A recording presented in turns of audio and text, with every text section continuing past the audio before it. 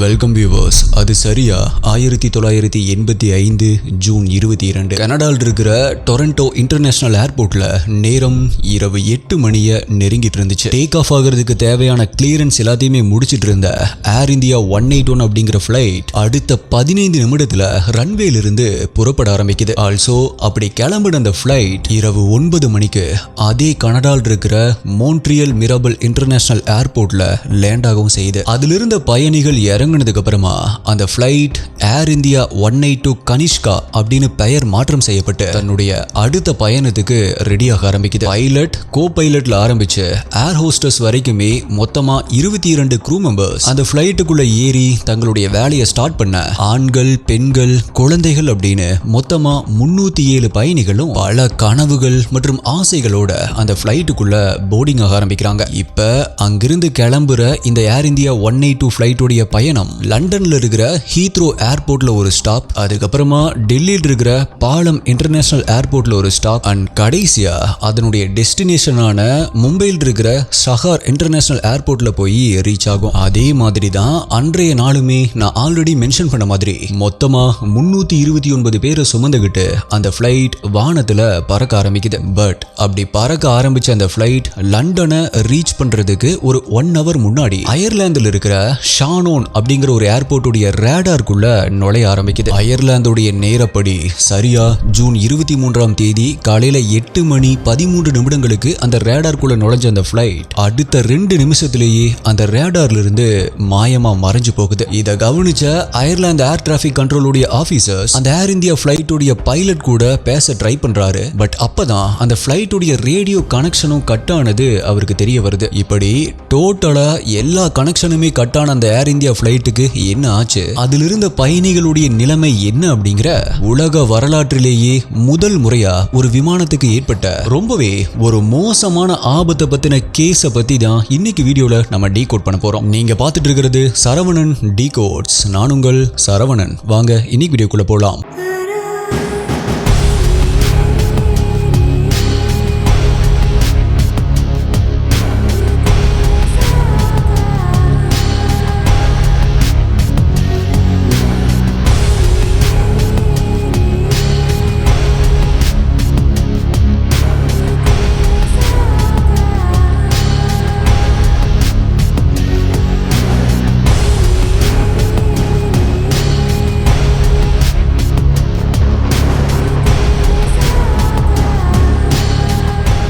இந்த வீடியோல நான் சொல்ற யூடியூப்ல காமிக்க முடியாத crime scene images, crime scene videos எல்லாமே நம்மளுடைய அஃபீஷியல் டெலிகிராம் குரூப்ல தான் அப்டேட் பண்ணுவோம். யூடியூப்ல கரெக்டா நோட்டிபிகேஷன் கிடைக்காதவங்களுக்கும் அங்க இன்ஸ்டன்டா அப்டேட் கிடைச்சிரும். டெலிகிராம் யூஸ் பண்ணாதவங்களுக்கு வாட்ஸ்அப்ல நம்மளுடைய சேனல் இருக்கு, அங்கேயுமே உங்களுக்கு இன்ஸ்டன்ட் அப்டேட்ஸ் கிடைச்சிரும். நம்மளுடைய அஃபீஷியல் வாட்ஸ்அப் மற்றும் டெலிகிராம் சேனலுடைய லிங்க் டிஸ்கிரிப்ஷன் பின்ட் கமெண்ட்ல கொடுத்திருக்கேன், செக் பண்ணி பாருங்க.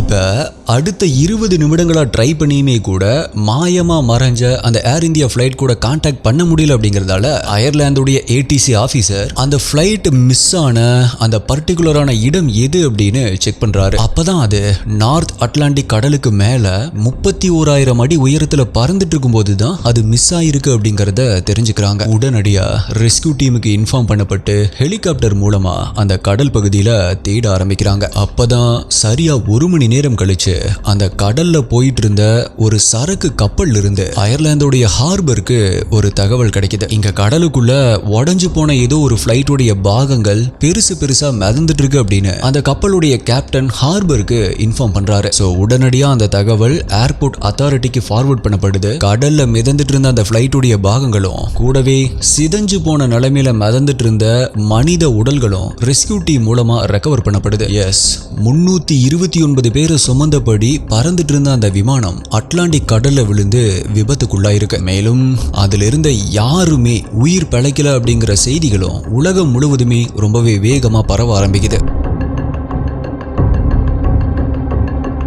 இப்ப இந்த ஃபிளைட்ல கனடாவை சேர்ந்த 268 பேர், இங்கிலாந்தை சேர்ந்த 27 பேர், அமெரிக்காவை சேர்ந்த 12 பேர் மற்றும் இந்தியாவை சேர்ந்த 22 பேர் அப்படின்னு 3 நாடுகளை சேர்ந்த குடிமக்கள் இருந்தாங்க. அப்படிங்கறதால இப்ப அந்தந்த நாடுகளும் மீட்பு பணியில ஈடுபட ஆரம்பிக்கிறாங்க. பட் அவங்களால 132 பயணிகளுடைய உடல்களை தான் மீட்க முடிஞ்சது. மிச்சம் இருந்த 197 பேருக்கு என்ன ஆச்சு அப்படின்னு தெரியாம அவங்களுடைய ஃபேமிலி மெம்பர்ஸ் பரிதவிப்போட காத்திருக்க ஆரம்பிக்கிறாங்க. அந்த நேரத்துல தான் ரெக்கவர் பண்ணப்பட்ட உடல்களுடைய அட்டாப்சி ரிப்போர்ட்டும் வர ஆரம்பிக்குது. அதுல 3 பயணிகள் மட்டும் தண்ணியில மூழ்கி மூச்சு திணறி இறந்து போயிருக்காங்க அப்படின்னும், அவங்கள தவிர மத்த எல்லாருமே உடல்ல ஏற்பட்ட கடுமையான காயங்களால தான் இறந்து போயிருக்காங்க அப்படின்னும் ரிப்போர்ட் வருது. இப்ப நான் ஆல்ரெடி மென்ஷன் பண்ண மாதிரி அந்த ஃபிளைட்ல கனடா, இங்கிலாந்து, இந்தியா, அமெரிக்கா அப்படின்னு 4 நாடுகளை சேர்ந்த பயணிகள் இருந்தாங்க. அப்படிங்கறதால அந்த நாடுகளை சேர்ந்த விசாரணை அதிகாரிகளோட சேர்ந்து அயர்லாந்து நாட்டை சேர்ந்த விசாரணை அதிகாரிகளும்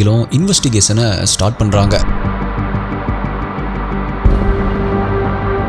முதல்ல அந்த ஃபிளைட் அயர்லாந்துடைய ரேடாருக்குள்ள நுழையும் போது அதனுடைய பைலட் என்ன பேசினார் அப்படின்னு அவர் கூட பேசின அயர்லாந்துடைய ஏடிசி ஆபீசர் கிட்ட விசாரிக்கிறாங்க. அதுக்கு அந்த ஏடிசி ஆபீசர் என்ன சொல்றாரு அப்படின்னா, அந்த பைலட் என்கிட்ட ரொம்பவே நார்மலா தான் பேசினாரு, அவருடைய குரல்ல எந்த விதமான பதட்டமுமே இல்ல, குறிப்பா அவர் மேடே கால் அப்படி எதுவுமே கொடுக்கல அப்படின்னு சொல்றாரு. மேடே அப்படிங்கிறது ஒரு ஃபிளைட் உச்சக்கட்ட ஆபத்துல இருக்கும் பொழுது அந்த ஃபிளைட்டுடைய பைலட்டால கொடுக்கப்படுற ஒரு எமர்ஜென்சி கால் அப்படிங்கிறது உங்க எல்லாத்துக்குமே நல்லா தெரிஞ்சிருக்கும். எஸ்டிஐ நான் ஆல்ரெடி மென்ஷன் பண்ண மாதிரி அந்த ஃபிளைட் அயர்லாந்துடைய ரேடாருக்குள்ள நுழைய ஆரம்பிச்ச அடுத்த 2 நிமிஷத்திலேயே காணாம போயிருக்கு. அப்படிங்கறதால அந்த குறிப்பிட்ட அந்த 2 நிமிஷத்துக்குள்ள அந்த ஃபிளைட்டுக்கு என்னதான் பிரச்சனை வந்திருக்கும் அப்படின்னும், அப்படி பிரச்சனை வந்திருந்தா கூட அதை ஏன் அந்த ஃபிளைட்டுடைய பைலட் ஏடிசி ஆபீசருக்கு இன்ஃபார்ம் பண்ணல அப்படிங்கிற கேள்வியும் இப்ப விசாரணை அதிகாரிகளுக்கு வர ஆரம்பிக்குது. மேலும் இந்த கேள்விகளுக்கு விடை கண்டுபிடிக்கணும் அப்படின்னா அதுக்கு அந்த ஃபிளைட்டுடைய பிளாக் பாக்ஸ் கைக்கு கிடைக்கணும். அப்படிங்கறதால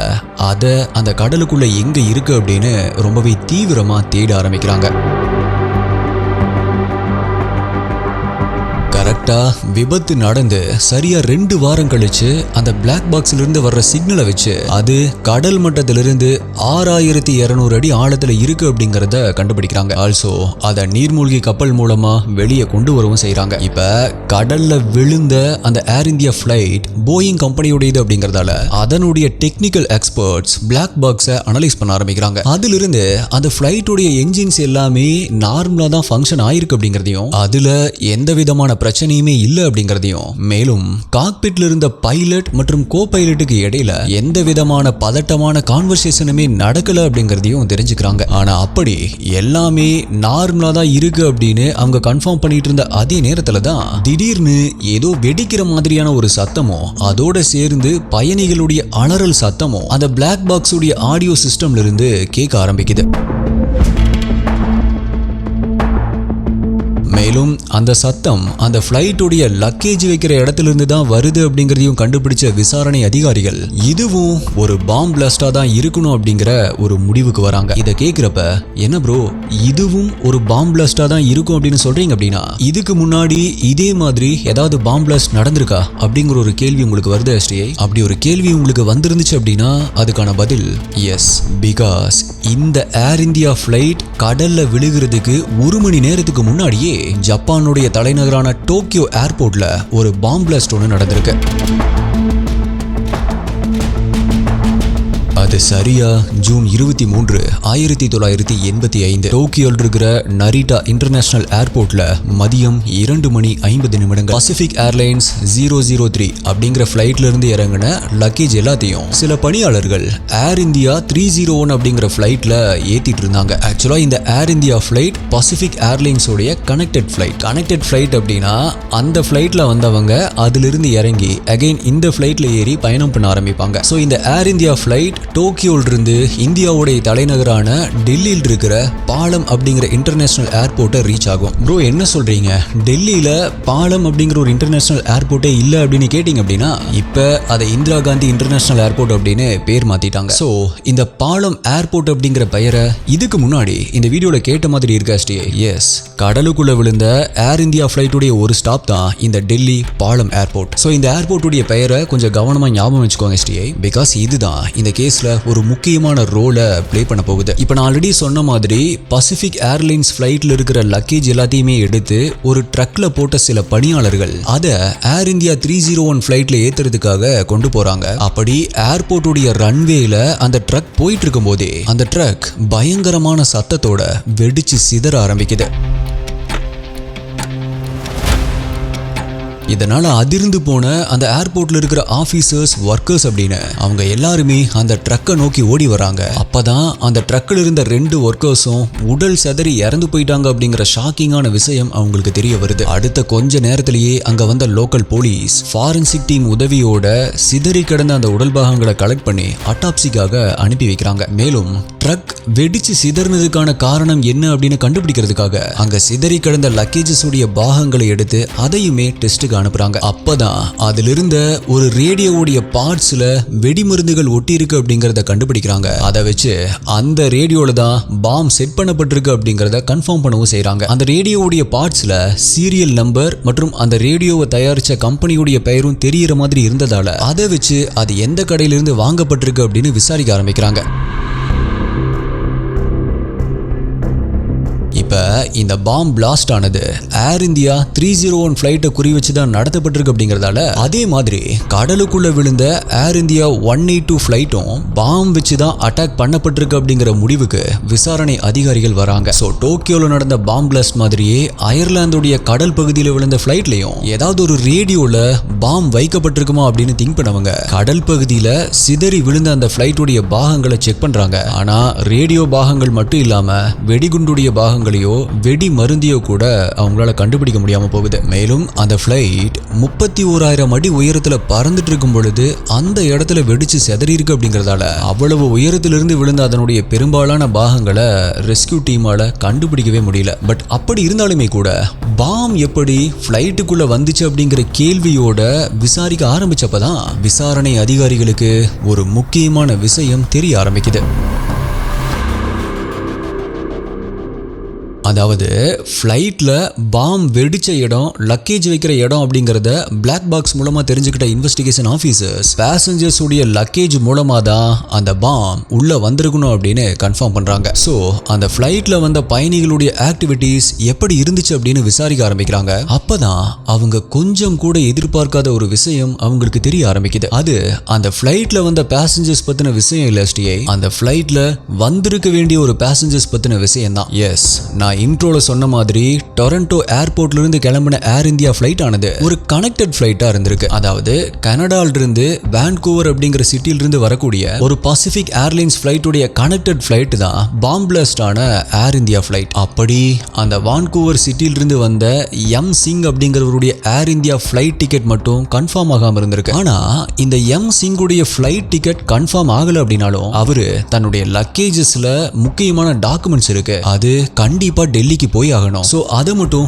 டெல்லி ஏர்போர்ட் வரைக்கும் அலோவ் பண்ணுங்க, அங்க என்னுடைய பிரதர் அதை ரிசீவ் பண்ணிக்குவார் அப்படின்னு அந்த எம் சிங் அவர் டிக்கெட் புக் பண்ண அந்த ஏஜென்சியுடைய ஏஜென்ட் கிட்ட கேட்க ஆரம்பிக்கிறாரு. பட் ஜீன் அப்படிங்கிற அந்த லேடி ஏஜென்ட்டோ உங்களுடைய டிக்கெட்டே கன்ஃபார்ம் ஆகல, அதனால அந்த லக்கேஜஸ் அலோவ் பண்ண முடியாது அப்படின்னு சொல்லிடுறாங்க. பட் அந்த எம் சிங் அப்படிங்கிற பர்சன் விடாம ஆர்கியூ பண்ணதால விரக்தியான அந்த ஏஜென்ட் சரி போய் தொலைது அப்படின்னு நினைச்சு அவர்கிட்ட இருந்த டார்க் கிரே கலர் ஒரு பேக்கை வாங்கி அந்த ஃபிளைட்டுக்குள்ள கொடுக்குறாங்க. மேலும் மெட்டல் டிடெக்டரை வச்சு லக்கேஜை செக் பண்ண செக்யூரிட்டி டீமும் டிடெக்டரை ஒரு டார்க் கிரே கலர் பேக் கிட்ட கொண்டு போகும்போது அதிலிருந்து ஒரு மைல்டான பீப் சவுண்ட் வந்துச்சு அப்படின்னும், ஆனா அதை நாங்க பெருசா கேர் பண்ணிக்காம இக்னோர் பண்ணிட்டோம் அப்படின்னு சொல்றாங்க. சோ இப்போ இந்த எல்லா விஷயத்தையுமே தெரிஞ்சுக்கிட்ட விசாரணை அதிகாரிகள் அந்த எம் சிங் அப்படிங்கிற பர்சன் கொடுத்த அந்த பேக்ல தான் பாம் இருந்திருக்கணும் அப்படிங்கிற ஒரு முடிவுக்கு வராங்க. சோ அந்த ஃபிளைட் டிக்கெட் ஏஜென்ட் சொன்ன அடையாளங்களை வச்சு அந்த எம் சிங் உடைய டிராயிங்கை ரெடி பண்றாங்க. இப்படி அந்த டிராயிங்கை வச்சு அவங்க தேடிட்டு இருந்த அதே பேரலல் டைம்ல இன்னொரு பக்கம் டோக்கியோ பாம் பிளாஸ்ட பத்தி விசாரணை பண்ணிட்டு இருந்த அதிகாரிகளுக்கு 2 முக்கியமான பிரேக் த்ரூ கிடைக்க ஆரம்பிக்குது. அதாவது வான்கூவர் சிட்டில இருந்து வந்த லக்கேஜ்ல தான் பாம் இருந்திருக்கு அப்படிங்கறதால அந்த ஃபிளைட்ல இருந்த பேசஞ்சர்ஸ் எல்லாரத பத்தியுமே விசாரிக்க ஆரம்பிக்கிறாங்க. அப்பதான் அந்த லிஸ்டில் இருந்த எல் சிங் அப்படிங்கிற பர்சன் மட்டும் மிஸ் ஆயிருக்காரு அப்படிங்கிற விஷயம் அவங்களுக்கு தெரிய ஆரம்பிக்குது. சோ அந்த எல் சிங் தான் பாம் இருக்கிற லக்கேஜ அங்க கொண்டு வந்திருக்கணும் அப்படின்னு டிசைட் பண்ண விசாரணை அதிகாரிகள் அவனையுமே தேட ஆரம்பிக்கிறாங்க. மேலும் ஆல்ரெடி அவங்களுக்கு கிடைச்ச அந்த ரேடியோவுடைய சீரியல் நம்பரை வச்சு அது கனடால இருக்கிற பிரிட்டிஷ் கொலம்பியா அப்படிங்கிற சிட்டியில் இருக்கிற ஒரு கடையில இருந்து தான் வாங்கப்பட்டிருக்கு அப்படிங்கறதையும் கண்டுபிடிக்கிறாங்க. அதோட அந்த கடையில் இருக்கிற பில்லிங் புக்கை வச்சு அந்த ரேடியோவை வாங்கினவருடைய பெயர் 40 வயதான இந்திரஜித் சிங் அப்படிங்கறதையும் அவரும் அதே பிரிட்டிஷ் கொலம்பியா சிட்டியில தான் இருக்காரு அப்படிங்கறதையும் தெரிஞ்சுக்கிறாங்க. ஸோ 1985 நவம்பர் மாதம் அந்த இந்திர சிங்குடைய வீட்டுக்கு போன ஆஃபீஸர்ஸ் அவருடைய வீடு முழுக்கவே சர்ச் பண்ண ஆரம்பிக்கிறாங்க. அப்பதான் வெடிகுண்டுகளை தயாரிக்கிறதுக்கான வெடிமருந்து பொருட்கள் அவருடைய வீட்டில் இருக்குது அப்படிங்கிறதையும் கண்டுபிடிக்கிறாங்க. மேலும் அந்த இந்திர சிங்கை அரெஸ்ட் பண்ணி அவனை கஸ்டடியில் எடுத்து விசாரிக்க ஆரம்பிக்கிறாங்க. பட் அப்போ அவன் என்ன சொல்றான் அப்படின்னா 1985 ஏப்ரல் மாதம் 40 வயது இருக்கக்கூடிய மஞ்சித் சிங் அப்படிங்கிற ஒருத்தன் அவனை தேடி வந்தான் அப்படின்னும் $2000 பணத்தை கொடுத்து ஒரு டைம் பாமை ரெடி பண்ணி தர சொன்னான் அப்படின்னு சொல்றான். மேலும் பணத்துக்கு ஆசைப்பட்டு தான் அந்த டைம் பாம்பை ரெடி பண்ணி அதை ரேடியோக்குள்ள வச்சு கொடுத்ததாகவும் அதை வச்சு அந்த மஞ்சித் சிங் என்ன பண்ண போறான் அப்படிங்கிறது தனக்கு தெரியாது அப்படின்னும் அதோட அந்த மஞ்சித் சிங் என்ன நேர்ல வந்து தான் பாப்பான், அதனால அவன் எங்க இருக்கான் அப்படின்னு அவனுடைய அட்ரஸ் போன் நம்பர் அப்படின்னு எனக்கு எதுவுமே தெரியாது அப்படின்னு சொல்றான். இதை கேட்ட விசாரணை அதிகாரிகள் அவன் சொன்ன அடையாளங்களை வச்சு அந்த மஞ்சித் சிங் உடைய ஒரு டிராயிங்கை ரெடி பண்றாங்க. மேலும் அதை ஆல்ரெடி வரையப்பட்டிருந்த அந்த எம் சிங் உடைய டிராயிங் கூட மேட்ச் பண்ணியும் பார்க்குறாங்க. பட் அது ரெண்டுமே மேட்ச் ஆகாம இருந்திருக்கு. ஸோ ஆல்ரெடி அவங்க தேடிட்டு இருந்த எல் சிங் மற்றும் எம் சிங் கூட சேர்ந்து இந்த மஞ்சித் சிங்கையும் தீவிரமா தேட ஆரம்பிக்கிறாங்க. மேலும் அவங்க அரெஸ்ட் பண்ண இந்த இந்திர சிங்குடைய டெலிஃபோன் கால் ஹிஸ்டரியை வச்சு 42 வயதான தல்விந்தர் சிங், 38 வயதான அஜப் சிங் மற்றும் ரிபுதமன் சிங், 46 வயதான கர்னல் சிங், 40 வயதான தல்ஜித் சிங் மற்றும் லக்பீர் சிங் அப்படின்னு இவங்க எல்லாரு மேலேயுமே சந்தேகப்பட்டு விசாரிக்க ஆரம்பிக்கிறாங்க. அந்த டைம்ல தான் இந்த கேஸ்ல இன்வெஸ்டிகேஷன் ஆபீசர்ஸ்க்கு ஒரு முக்கியமான சந்தேகம் வர ஆரம்பிக்குது. அதாவது அரெஸ்ட் பண்ணப்பட்ட இந்திர சிங் மற்றும் அவங்க சந்தேகப்பட்டு இப்ப விசாரிச்சுட்டு இருக்கிற 6 பேர் அப்படின்னு இவங்க எல்லாருமே இந்தியால காலிஸ்தான் அப்படிங்கிற ஒரு தனிநாடு வேணும் அப்படின்னு கேட்டு போராடின பிரிவினைவாதிகள் அப்படிங்கறத தெரிஞ்சுக்கிறாங்க. இந்த காலிஸ்தான் போராட்டம் அப்படின்னா என்ன, அதை தொடர்ந்து இந்தியன் ஆர்மி நடத்தின ப்ளூ ஸ்டார் அப்படிங்கிற ஒரு செமையான ஆபரேஷன் மற்றும் முன்னாள் பிரதமரான இந்திரா காந்தியுடைய படுகொலை அப்படின்னு இந்த காலிஸ்தான் பிரிவினைவாதிகளை பத்தின ஒரு கம்ப்ளீட்டான சீரீஸை நம்ம சேனல்ல ஆல்ரெடி வீடியோஸா போட்டிருக்கோம். அதோடைய லிங்கை மேல கார்டுல டிஸ்கிரிப்ஷன் பின்ட் கமெண்ட்லயும் கொடுக்குறேன். கண்டிப்பா போய் செக் பண்ணி பாருங்க. ஒண்ணுக்கு எப்படி லிங்க் ஆயிருக்கு அப்படிங்கறதையும் இந்தியால இப்படியெல்லாம் கூட நடந்திருக்கா அப்படிங்கிற மாதிரி உங்களை ரொம்பவே ஆச்சரியப்பட வைக்கும். பார்க்கறதுக்கு நீங்க ஒரு சஸ்பென்ஸ் த்ரில்லர் படம் பார்த்துட்டு இருக்கீங்க அப்படின்னு தான் உங்களை உணர வைக்கும். So don't miss it.